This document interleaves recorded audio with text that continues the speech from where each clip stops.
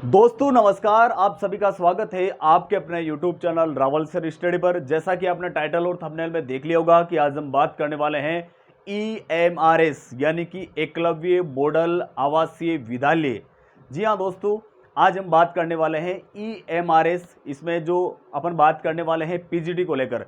जी हाँ दोस्तों, आपका ज़्यादा टाइम वेस्ट नहीं करते हैं, सीधे सीधे मुद्दे की बात करते हैं कि एकलव्य मॉडल आवासीय विद्यालय है, इसमें जो वैकेंसी निकली है उसके बारे में अपन चर्चा करने वाले हैं। और उसमें भी चर्चा करने वाले हैं पीजीटी, और पीजीटी में चर्चा करने वाला दोस्तों अपन ज्योग्राफी सब्जेक्ट को लेकर। जी हाँ दोस्तों, मैं आपको इस वीडियो के माध्यम से ज्योग्राफी सब्जेक्ट बेस्ट बुक, यानी कि अगर आप पीजीटी EMRS में अगर आप पीजीटी की तैयारी करते हैं तो उसमें ज्योग्राफी जो सब्जेक्ट होता है उसकी बेस्ट बुक के बारे में अपन बात करेंगे।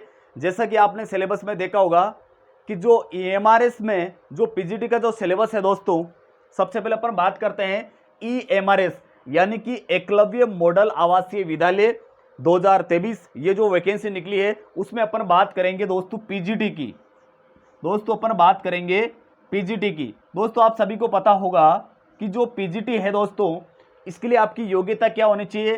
संबंधित विषय में आपके पीजी होना चाहिए।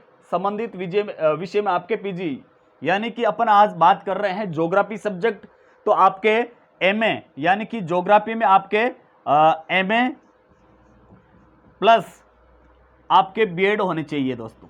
बस ये क्वालिफिकेशन आपके होने चाहिए। बात मैं कर रहा हूं दोस्तों ज्योग्राफी सब्जेक्ट को लेकर, भूगोल सब्जेक्ट को लेकर बात कर रहा हूं।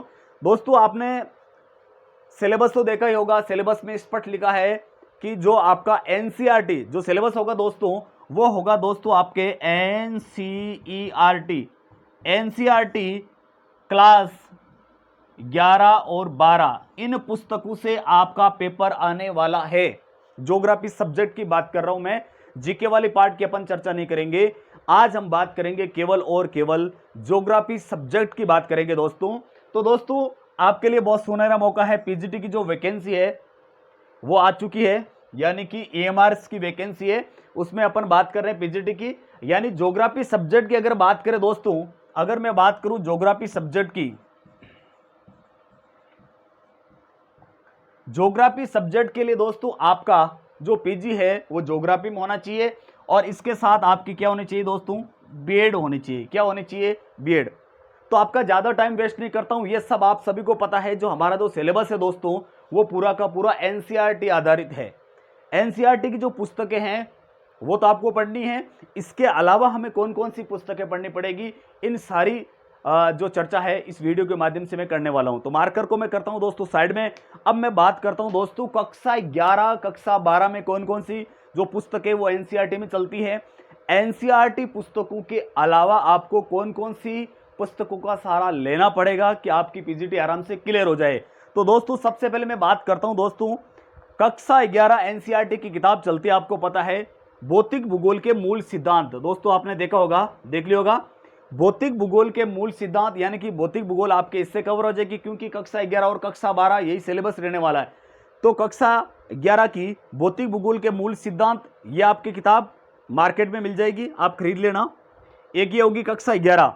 अब मैं बात करता हूं दोस्तों कक्षा 11 में एक चलती है अपने, देखिए, भारत भौतिक पर्यावरण यानी भारत का भूगोल। ये देखिए आप, ये पढ़नी है कक्षा 11 में। भौतिक भूगोल हो गई, भारत का भूगोल, ये दो चीज तो हो गई आपके कक्षा 11 में। अब मैं बात करता हूं कक्षा 12। कक्षा 12 में दोस्तों है मानव भूगोल के मूल सिद्धांत, यानी कि मानव भूगोल इसमें क्लियर हो जाएगा दोस्तों आपके।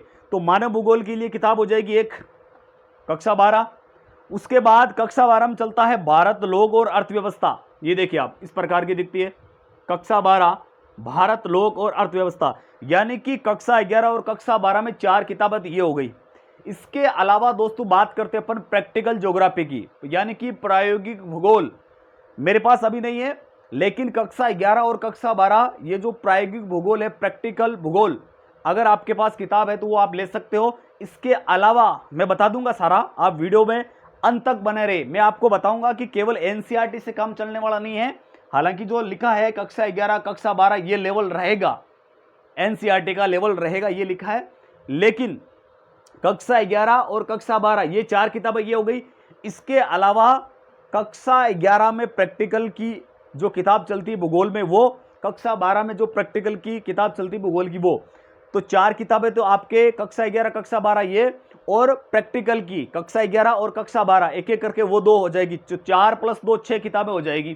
ठीक है दोस्तों, अब हम बात करते हैं सीधे सीधे कि कक्षा 11 और कक्षा 12 ये तो अपने पास है ही है, लेकिन आपको करना क्या होगा, एनसीईआरटी सार संग्रह, क्योंकि आपको पता है कि कुछ मैटर ऐसा होता है जो हमें कक्षा 11 और कक्षा 12 में नहीं मिलता, वो छोटी कक्षाओं में मिल जाता है। छोटी कक्षाओं का मतलब कक्षा 6, कक्षा 7, कक्षा 8, कक्षा 9, 10, लेकिन कक्षा 6 और कक्षा 7 का मैटर, यानी कि ये जो आपको किताब दिख रही है दोस्तों, ये ऑथेंटिक नहीं है, बहुत सारी पब्लिकेशन है। एनसीईआरटी सार संग्रह मेरे पास हेराल्ड की है, आपके पास अगर महेश कुमार बर्णवाल की हो तो वो भी ले सकते हो, थोड़ी बड़ी है, ये थोड़ी छोटी इसलिए मैं आपको ये दिखा रहा हूं।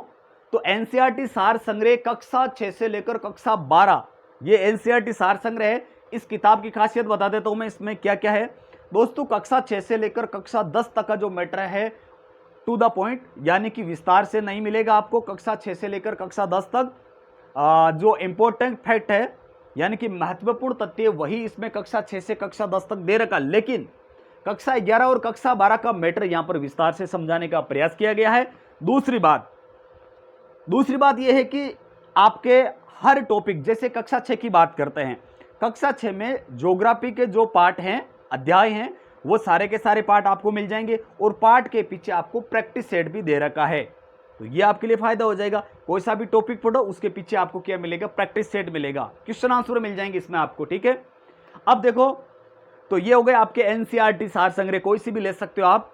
ठीक है दोस्तों, मेरे हिसाब से ये बेस्ट है। अब मैं बात करता हूं इसके साथ हमें और क्या क्या पढ़ना होगा, सारी चीजें अपन कवर करने वाले हैं।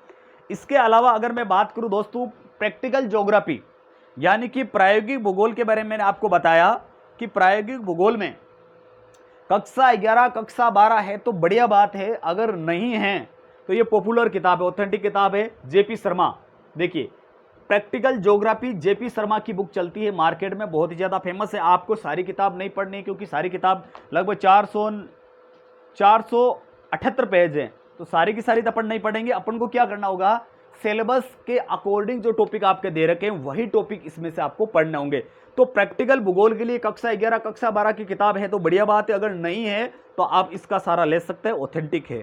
ठीक है दोस्तों, जेपी शर्मा, आप ज्योग्राफी वाले सब जानते हैं इसको। ये हो गया, तो कक्षा 11 कक्षा 12 एनसीईआरटी सार संग्रह कोई सा भी हो सकता है, बहुत सारे पब्लिकेशन की किताबें चलती है, गाइडें चलती है, कक्षा 6 से कक्षा 12 ज्योग्राफी सार संग्रह एनसीईआरटी वाला, वो आप कोई सा भी ले लीजिए। मेरे पास ये था तो मैंने ये बता दिया।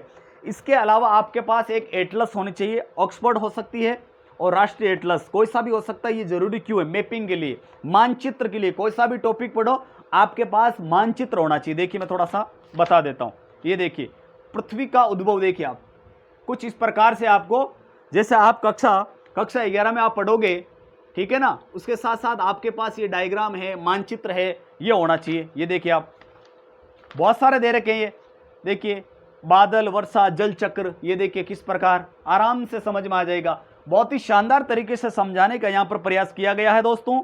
ये देखिए भारत खनिज पदार्थ, ये देखिए इस प्रकार।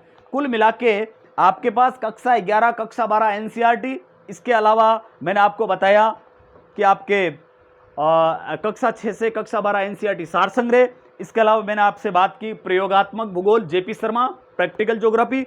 इसके बाद मैंने आपसे बात की है कि राष्ट्रीय एटलस, ऑक्सफोर्ड, कोई सा भी हो सकता है आपके पास, मैपिंग के लिए, मानचित्र के लिए, ये आपके पास होना बहुत जरूरी है। ठीक है दोस्तों, अब मैं बात करता हूं कि इतनी सारी, देखिए इधर ध्यान दीजिए, इतनी 1 2 3 4 5 6 7 और 2 कक्षा 11 कक्षा 12 प्रैक्टिकल की मेरे पास अभी किताब नहीं है। ये इतनी सारी किताबें, इनका जो सार संग्रह है, इनका सारा का सारा सार है दोस्तों, आपको इस पुस्तक में मिलने वाला है। ये देखिए, आप सभी जानते हैं, जो भूगोल के चाहने वाले हैं, भूगोल पढ़ने वाले सब जानते हैं, क्रॉनिकल ज्योग्राफी संजय सिंह। ये देखिए आप, क्रॉनिकल ज्योग्राफी संजय सिंह, ये आपके नोट्स की तरह लिखने का प्रयास किया गया है। डायरेक्ट समझ में आना मुश्किल है, क्योंकि आप कक्षा 11 कक्षा 12 और ये मैटर पढ़ने के बाद अगर इसको पढ़ोगे तो मेरे हिसाब से थोड़ा ठीक रहेगा। बाकी आपकी समझ है, 510 पेज हैं, बहुत ही अच्छे शानदार तरीके से लिखने का प्रयास किया गया। वैकल्पिक भूगोल संजय सिंह, जो अपडेट है वही लेके आपको आने हैं। जो फर्स्ट ग्रेड की तैयारी करते हैं, नेट जेआरएफ की तैयारी करते हैं, और वो सब इस किताब के बारे में जानते हैं, वैसे आप भी जानते हैं। तो ये किताब इन सभी का सार संग्रह, यानी कि इन किताबों को मिलाकर अगर आप नोट्स बनाते हो, मान लीजिए आपके पास नोट्स है, इसको मैं कह सकता हूं कि रामबाण है दोस्तों, सारी किताबों का निचोड़, वो भी सरल भाषा में और शॉर्ट में देने का प्रयास किया है। केवल 510 पेज में ये सारी की सारी किताबें यहां पर लिखी गई है दोस्तों। ये हो गई इधर। अब करना क्या होगा कि सर किताबें सारी हो गई, लेकिन प्रैक्टिस किससे करें दोस्तों? मेरे पास जो, मैं इसके बारे में बात करूंगा, मेरे पास है नाथ पब्लिकेशन, राजीव बगड़िया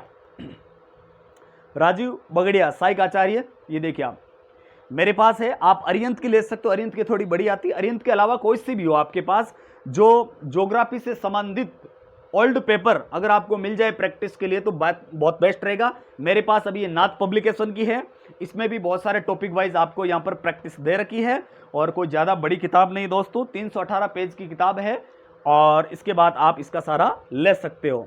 तो दोस्तों उम्मीद करता हूँ कि ये जो वीडियो है, बस इतनी सी किताबें पढ़नी है आपको, बस ज़्यादा नहीं पढ़नी है, इतनी सी किताबें हैं, और आपका जो EMRS PGT ज्योग्राफी क्लियर हो जाएगा। बस इतना सा है, ठीक है दोस्तों, इतना सा है, बस इतना सा कर लीजिए, आपके PGT क्लियर हो जाएगी दोस्तों। उम्मीद करता हूं कि आपको वीडियो बहुत, मैंने केवल ज्योग्राफी की बात की है, वो भी PGT की, इसके अलावा मैंने आपके जीके से संबंधित कोई बात नहीं की है।